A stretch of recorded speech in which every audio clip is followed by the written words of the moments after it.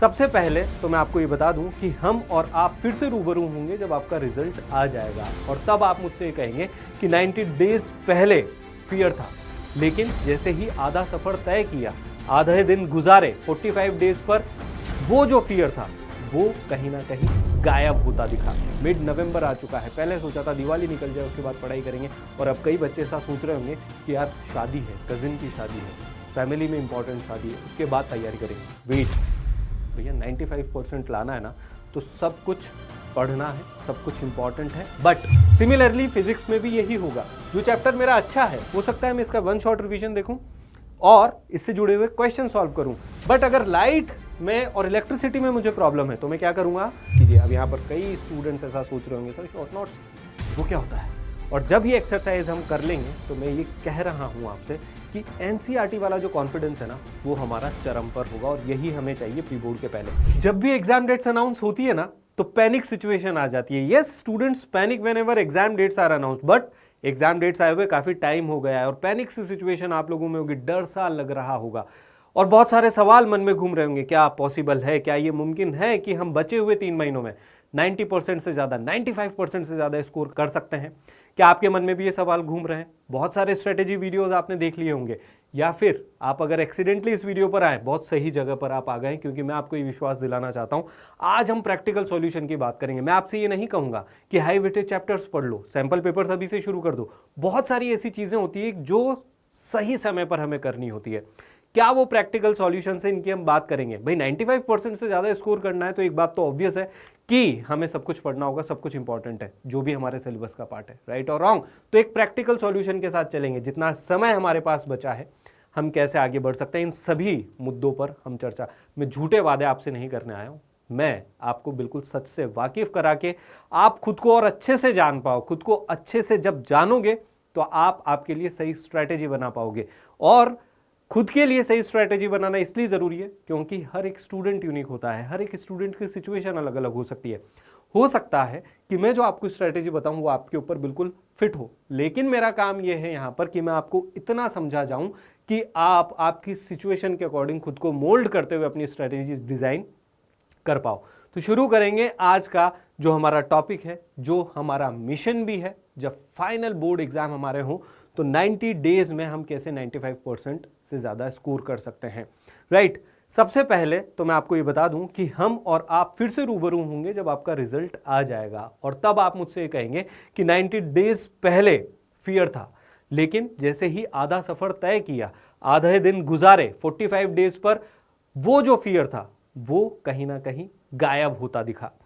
45 days में हमारे को दिखी क्लैरिटी, और जब एग्जाम डे था तो हमें सिर्फ और सिर्फ हमारे साथ था कॉन्फिडेंस। कोई डर नहीं, कोई एंग्जाइटी नहीं, कोई पैनिक सिचुएशन नहीं, सिर्फ और सिर्फ कॉन्फिडेंस। लेकिन ज़रूरी है कि प्रॉब्लम्स को एनालाइज करते हुए सही दिशा में आगे बढ़ना, सही स्ट्रेटेजी के साथ आगे बढ़ना, बड़े गेम के लिए एक अच्छा गेम प्लान रखना, जिसकी आज हम बात करने वाले हैं। सबसे पहले टाइमलाइन को देखते हैं। वाकिफ होते हैं, रूबरू होते हैं सच्चाई से। बिल्कुल सही बात, मिड नवंबर में आज हम खड़े हैं। नवंबर ने दस्तक दे दी है, एग्जाम डेट शीट ने भी दस्तक दी थी, उसके बाद काफ़ी समय बीत भी चुका है। मिड नवंबर आ चुका है। पहले सोचा था दिवाली निकल जाए उसके बाद पढ़ाई करेंगे, और अब कई बच्चे ऐसा सोच रहे होंगे कि यार शादी है, कजिन की शादी है, फैमिली में इंपॉर्टेंट शादी है, उसके बाद तैयारी करेंगे। वेट, सच्चाई से वाकिफ हो जाइए और डिसअपियर हो जाइए। सोसाइटी से कहिए कि फिर से मिलेंगे ब्रेक के बाद। दोस्तों से कहिए कि पढ़ने का समय आ चुका है। फैमिली से भी मैं गुजारिश करूंगा कि अभी स्टूडेंट्स को ज़रूरत है सबसे ज़्यादा डिस्ट्रैक्शन फ्री एनवायरनमेंट की, मोटिवेशन की। तो देखिए, एक आध दिन एक डिनर वगैरह आप प्लान कर सकते हैं, बट फिर भी आप डिसअपियर होकर के ये 3 महीने खुद को दे दीजिए। और अगर आप ऐसा करेंगे तो दिल्ली दूर नहीं, मिशन 95% इम्पॉसिबल नहीं है आपके लिए। मिड नवंबर में खड़े, मिड फेब में 17 फेब से एग्ज़ाम शुरू होंगे, फाइनल बोर्ड्स, और बीच में हमारे पास है 90 दिन। और ये जो जर्नी होगी ना आपकी, इसमें एक ब्रिज भी है बीच में, और वो ब्रिज है प्री बोर्ड्स। अब देखिए, यहाँ पर आप डिफरेंट स्कूल्स को जब मद्देनज़र रखोगे तो आपको पता लगेगा कि स्कूल्स अलग अलग समय पर प्री बोर्ड्स कराते हैं। कई स्कूल्स 2 प्री बोर्ड्स भी कराते हैं, एक दिसंबर में, एक जनवरी में। तो यहाँ पर हमारा फोकस क्या है कि प्री बोर्ड से पहले हमें क्या करना है, प्री बोर्ड्स के बाद में हमें क्या करना है। मतलब जो हमारी स्ट्रैटेजी है उसमें प्री बोर्ड्स एक मिड जंक्शन हम कह सकते हैं, एक बीच का वो बिंदु कह सकते हैं, वो केंद्र कह सकते हैं, जिससे पहले की हमारी स्ट्रैटेजी अलग होगी, जिसके बाद की स्ट्रैटेजी हमारी अलग होगी। लगभग अगर हम माने कि मिड दिसंबर में आपके प्री बोर्ड्स हैं, तो उसके पहले जो हमारे पास समय बच रहा है उस फेज में हम कुछ पर्टिकुलर चीज कर रहे होंगे और प्री बोर्ड्स के बाद में हम कुछ कर रहे होंगे। फॉर एग्जाम्पल, अगर हम फेज 1 की बात करें, जो कि हम मान रहे हैं अगर दिसंबर में आपके प्री बोर्ड्स हैं, तो आपको क्या करना है, एनसीईआरटी पर स्टिक रहना है, जिसे हम कहते हैं Bible, Gita, Quran of CBSE students. NCERT पर स्टिक रहना है, आपको लाइन बाय लाइन रिवीजन कर लेना है, आपको एक्सरसाइजेस कंप्लीट कर लेनी है, पूरा सिलेबस आपको प्री बोर्ड से पहले कर लेना है एनसीईआरटी का। और उसके बाद हमारा जो नेक्स्ट फेज है प्री बोर्ड्स के बाद का, वो हम खुद को एनालाइज करते हुए, खुद की परफॉर्मेंस को एनालाइज करते हुए आगे बढ़ेंगे, प्रैक्टिस करेंगे, सैंपल पेपर्स लेकर आएंगे, पीवाईक्यूज लेकर के आएंगे और खुद को राइज करेंगे। बट सबसे पहले प्री बोर्ड के पहले हमें फोकस करना है हमारे एनसीईआरटी के ऊपर। अब देखिए, 90 डेज गेम प्लान में हम एक चीज और अपना सकते हैं। अगर हम बात करें तो हमारे सब्जेक्ट्स को और थोड़ा सा डिवाइड कर लेते हैं। साइंस में फॉर एग्जांपल हमने फिजिक्स, केमिस्ट्री, बायो, मैथ्स, और मैं यहां पर सिर्फ एसएसटी ले रहा हूं। लैंग्वेज का आप अकॉर्डिंगली प्लान कर सकते हैं, राइट। यहां पर हमने एसएसटी फॉर एग्जांपल ये सब्जेक्ट्स लिए, मैं सिर्फ आपको तरीका बता रहा हूं। यहां पर देखिए, फिजिक्स में मैं ये नहीं कहूंगा कि आप डिवाइड कीजिए high weightage, moderate weightage and low weightage chapters को, और पहले हाई वेटेज कर लीजिए फिर लो वेटेज। भैया 95% लाना है ना, तो सब कुछ पढ़ना है, सब कुछ इंपॉर्टेंट है, बट आपको ये ध्यान रखना होगा कि आपके लिए क्या सही है। मैंने कहा हर एक स्टूडेंट यूनिक है, उसकी सिचुएशन यूनिक है, उसका फंडा अलग अलग है। तो यहां पर हमें सिर्फ डिजाइन करना सीखना है अपनी स्ट्रैटेजी को। फिजिक्स में हमने एक बात यहां पर लिखी कि कुछ चैप्टर्स ऐसे हैं जिसमें मेरा कॉन्फिडेंस बहुत ज़्यादा हाई रहा है, क्योंकि मैंने पीरियोडिक टेस्ट्स भी दिए हैं, ठीक है, मैंने हाफ ईयरली एग्जाम्स भी दिए हैं। कुछ चैप्टर्स ऐसे होते हैं हर सब्जेक्ट्स में जो कि हमें जिस पर पूरा पूरा कॉन्फिडेंस होता है। फॉर एग्जाम्पल फिजिक्स में हो सकता है light reflection and reflection. Light reflection and refraction मेरा बहुत स्ट्रॉन्ग पॉइंट हो। वहीं हो सकता है मैग्नेटिक इफेक्ट में मुझे थोड़ी सी दिक्कत आती हो, यानी कि कहीं ना कहीं हाफ ईयरली हुआ या पीरियोडिक टेस्ट हुआ, मैंने एनसीईआरटी तो पूरी पढ़ ली, एक्सरसाइजेस भी कर ली, बट न्यूमेरिकल प्रॉब्लम्स इतनी नहीं की, ठीक है, या फिर थ्योरी में कहीं ना कहीं कुछ प्रॉब्लम्स रहा, रिवीजन में अच्छे से नहीं कर पाया। ऐसे हमने चैप्टर्स को डिवाइड कर लिया। हो सकता है कि यहीं पर फिजिक्स में मेरा जो चैप्टर है इलेक्ट्रिसिटी वो स्ट्रांग हो, या फिर ये भी हो सकता है कि वो वीक हो। तो अकॉर्डिंगली आप चैप्टर्स को थोड़ा सा बाइफरकेट कीजिए शुरुआत में ही, आज ही के दिन। इसके बाद केमिस्ट्री में आप देख लीजिए, हो सकता है कि एसिड, बेसेस एंड सॉल्ट्स मेरा बहुत अच्छा हो, बट वहीं कार्बन एंड इट्स कंपाउंड में मुझे थोड़ी सी प्रॉब्लम होती हो।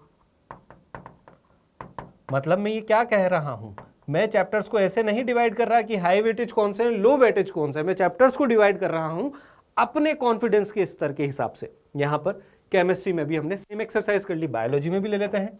हो सकता है कि लाइफ प्रोसेसेस मेरा बहुत अच्छा हो, वहीं हाउ डू ऑर्गेनिजम्स रिप्रोड्यूस थोड़ा सा सो हो सकता है कि हेरिडिटी सो हो, क्योंकि रिवाइज किया नहीं अच्छे से।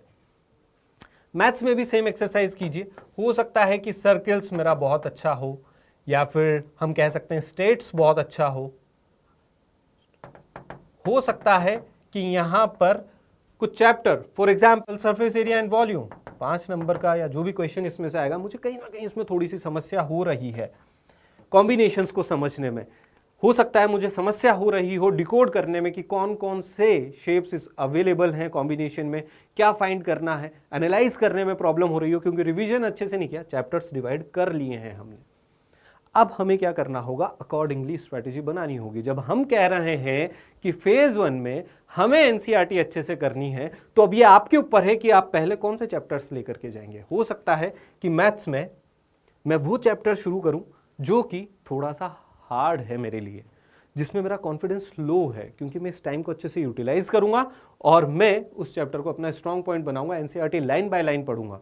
और जो चैप्टर मेरा बहुत अच्छा है, हो सकता है मैं उसका वन शॉट रिवीजन ही देखूं, वन शॉट रिवीजन के साथ क्वेश्चन प्रैक्टिस को समय दे दूं।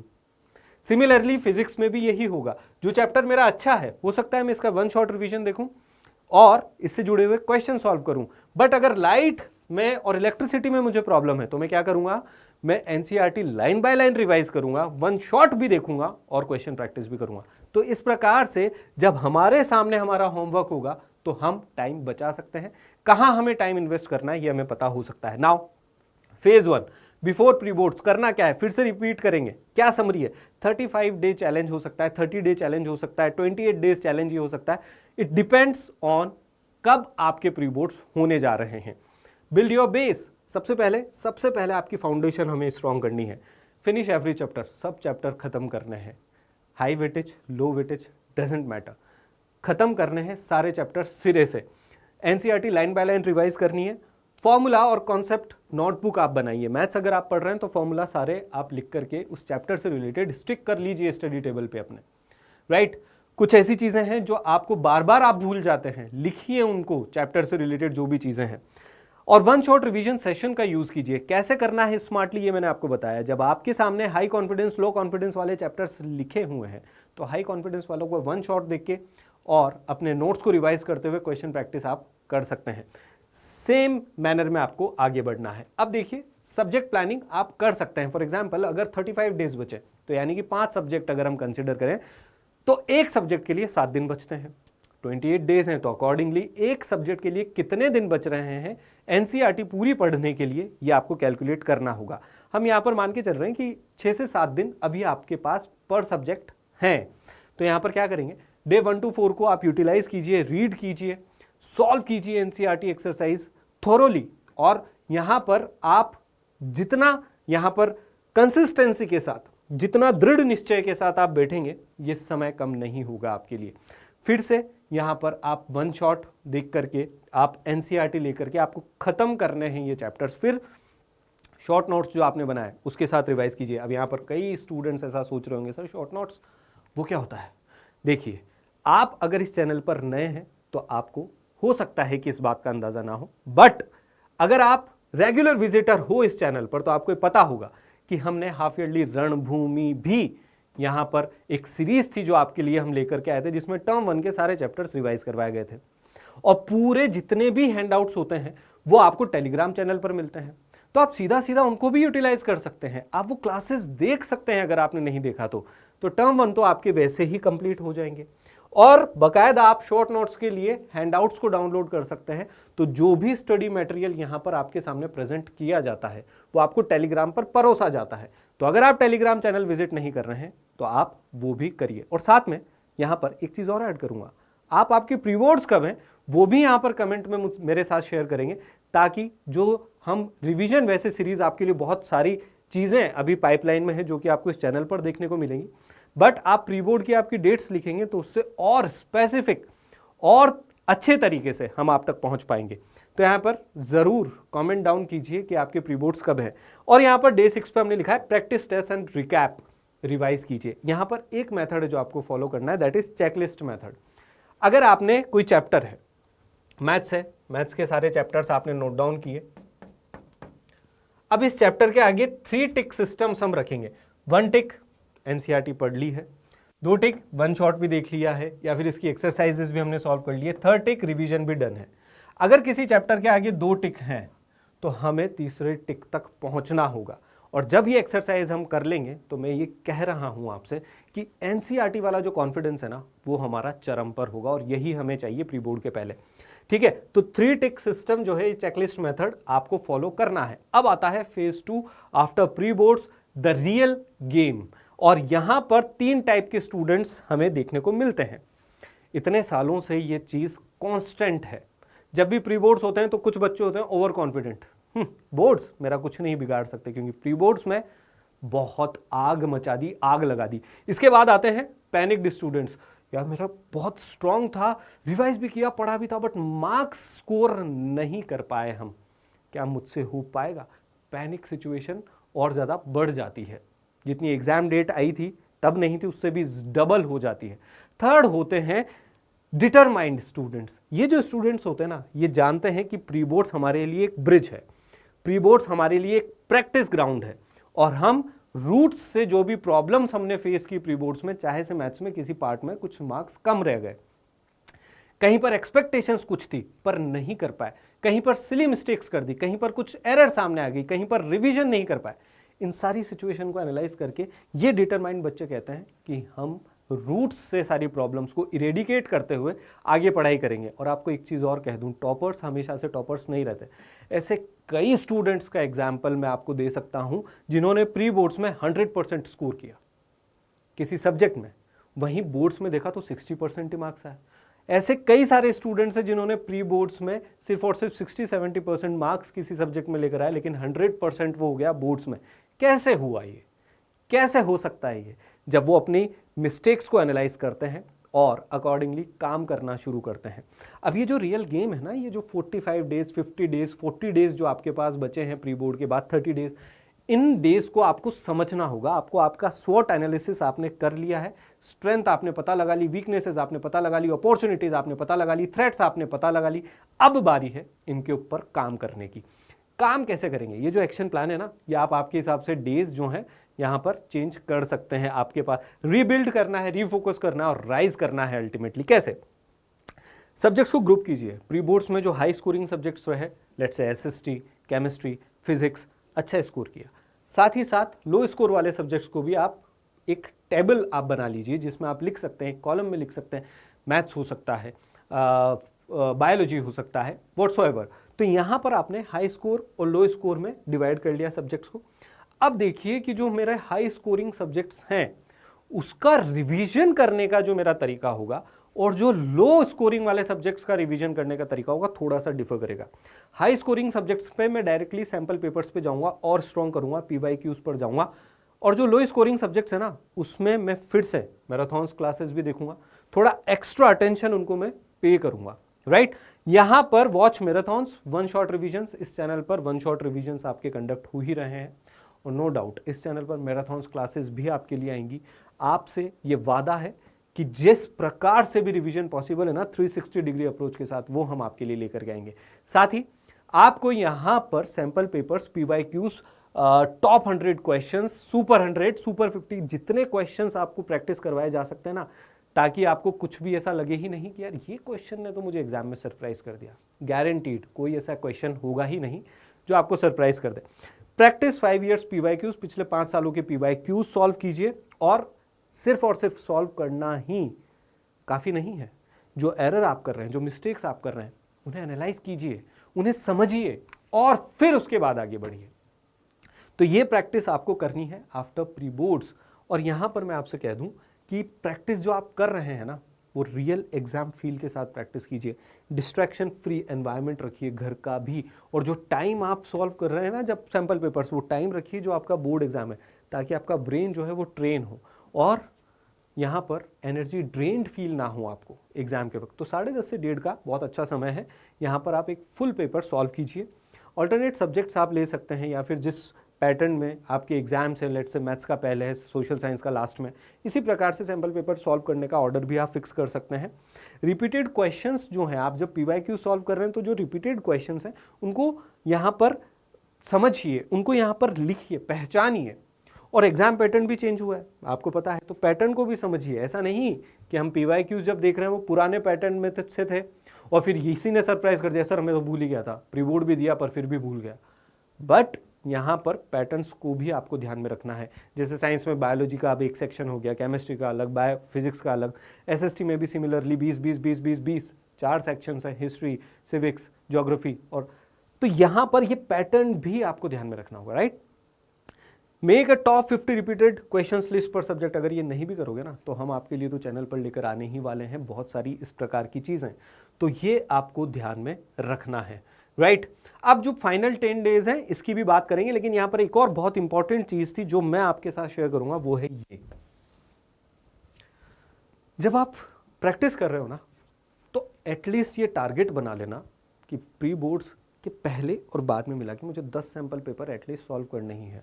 10 सैंपल पेपर करता हूं अगर मैं तो अप्रोक्स 300 क्वेश्चंस होता है। यानी कि मैंने एक चीज़ तो अश्योर कर ली, एक चीज़ तो इंश्योर कर ली कि कोई भी क्वेश्चन मुझे ऐसे सरप्राइजिंग एलिमेंट नहीं लगेगा। क्योंकि हाँ, ये जब मैं क्वेश्चन सॉल्व कर रहा हूँ पीवाईक्यूज और सैंपल पेपर्स, तो मैं कॉम्पिटेंसी बेस्ड क्वेश्चंस भी देख रहा हूँ, मैं केस स्टडी बेस्ड क्वेश्चन भी देख रहा हूँ, मैं मैचअप्स भी देख रहा हूँ, मैं फिल इन द हूँ, match apps, fill in the blanks, assertion, reasoning वाले क्वेश्चन भी देख रहा हूँ, ठीक है, सिचुएशन इंटीग्रेटेड क्वेश्चन भी देख रहा हूँ, मतलब तमाम प्रकार के मैं सवाल देख रहा हूँ और मुझे किस प्रकार से कौन से सवालों में सबसे ज़्यादा प्रॉब्लम होती है। जैसे कंपिटेंसी बेस्ड, अब 50% क्वेश्चन इसी बेसिस पर आएंगे। एनालिटिकल अप्रोच आपकी देखी जाएगी। तो यहाँ पर इन चीज़ों का आपको ध्यान रखना है प्रैक्टिस करते वक्त। साथ ही कई बच्चे ऐसे भी होते हैं जो PYQs कर रहे होते हैं तो जो पार्ट ऑलरेडी डिलीटेड है सिलेबस में से उसकी भी प्रैक्टिस करते रहते हैं और फिर कंफ्यूज होते रहते हैं, यार ये तो पढ़ाया नहीं था, ये तो आएगा, ये नहीं आएगा, क्या होगा क्या नहीं होगा, मुझे ये क्यों नहीं आता। तो जब आप ये PYQ सॉल्व कर रहे हैं ना, तो आपको ये पता होना चाहिए कि हाँ ये मेरे सिलेबस का पार्ट है, ये नहीं है। और इसके लिए आप निश्चिंत रहिए। आप कभी भी आप जो सेशन देखें ना, वन शॉट रिवीजन देख रहे हैं या फिर आप कोई भी सेशन देख रहे हैं, तो आप कमेंट यहाँ पर पोस्ट कर सकते हैं। आपको कोई भी कन्फ्यूजन हो, वो आपका कन्फ्यूजन जो है क्लियर किया जाएगा, राइट। तो यहाँ पर इस प्रैक्टिस के थ्रू आपको चलना होगा। अब जब फाइनल 10 दिन आपके बच रहे हैं, शॉर्ट नोट्स पर फोकस कीजिए। जो भी हैंडआउट्स आपको प्रोवाइड करवाए जाते हैं उनका सहारा लीजिए और यहाँ पर जो भी मैराथन्स आपके लिए कंडक्ट करवाई जाएंगी, जो भी वन शॉट सेशंस आपके हो रहे हैं, उनके ऊपर रिलाय कीजिए। इसके साथ साथ फॉर्मूलाज, कीवर्ड्स, राइटिंग फ्लो कैसा रखना है, इन सब चीज़ों पर भी फोकस कीजिए। 2 से 3 मॉक बोर्ड रन्स इस समय पर दीजिए। जो आपका लास्ट फेब मंथ जो चल रहा होगा, इसमें आप स्मार्टली प्लान कीजिए। फर्स्ट जो पेपर है उससे, उस सब्जेक्ट की प्रिपरेशन के दिन कुछ निकाल करके ये सारी चीज़ें आपको करनी होंगी। और फाइनली जो लास्ट डेज होते हैं, इसमें अपनी नींद मत खोइए, काम रहिए, आपकी प्रिपरेशन पर थोड़ा ट्रस्ट कीजिए और कॉन्फिडेंस को जगह दीजिए, राइट। आप ये ट्रस्ट कर सकते हैं कि अगर आपने गेम प्लान जो बनाया था और अगर आप उस पर स्टिक रहे, आपके गुरु, आपके मोटिवेटर्स, आपके मार्गदर्शक जितने भी थे, उन्होंने आपको सही राह दिखाई है और आपने होलसम तरीके से तैयारी की है, ये मान करके आपको आगे बढ़ना होगा, राइट। अब आपका टाइम जो है वो स्टार्ट हो चुका है। तो जो भी डिस्ट्रैक्शन था, डिसअपियर हो जाइए सोसाइटी से कुछ दिनों के लिए। अपने आप से वादा कीजिए कि मैं कंसिस्टेंसी के साथ कुछ दिन अपने आप को दूंगा और यहाँ से अपना एक बेस डेवलप करूँगा। आने वाली परिस्थितियों से घबराना नहीं है, उनका सॉल्यूशन फाइंड करते हुए एक सही मायने में एक वॉरियर की तरह आगे बढ़ना है, जो कि आप करके दिखाएंगे। स्टे ट्यून्ड, जुड़े रहिए, बने रहिए, ताकि जो भी अपडेट्स हैं वो आपको मिलती रहें। टेलीग्राम चैनल को भी विजिट कीजिए ताकि जो भी स्टडी मटेरियल आपको प्रोवाइड करवाया जा रहा है इन दिनों में, इन इम्पॉर्टेंट डेज में, वो आप तक पहुँचे। आप ये सुनिश्चित कर लीजिए कि वो आपके पास हो। साथ ही जो भी सेशंस अब होने वाले हैं, इसका पता कैसे लगेगा आपको? अगर आपने notification icon, bell icon press किया हुआ है तभी, तो कोई नोटिफिकेशन मत मिस कीजिए। अगर आप इस चैनल पर नए हैं तो बिल्कुल आप सब्सक्राइब कीजिए ताकि आपको आने वाले अपडेट्स टाइम टू टाइम मिलते रहें, आने वाले सेशंस आपकी प्रिपरेशंस को नेक्स्ट लेवल पर ले जाते रहें। बहुत बहुत धन्यवाद आज के लिए।